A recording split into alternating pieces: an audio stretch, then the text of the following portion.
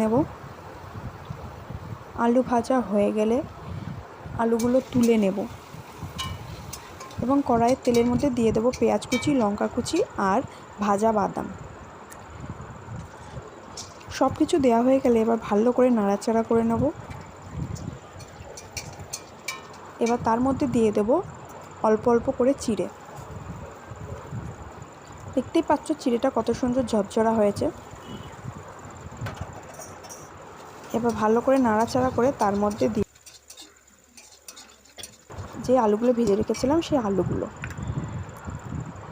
ভাজা আলুগুলো দিয়ে ভালো করে মিশিয়ে নেব। তারপরে দিয়ে দেবো স্বাদ মতো চিনি। এখানে আমি অল্প করে চিনি দিয়েছিলাম, কারণ আমি বেশি মিষ্টি পছন্দ করি না। তোমরা যতটা মিষ্টি খাবে তোমরা সেই অনুযায়ী চিনি দেবে।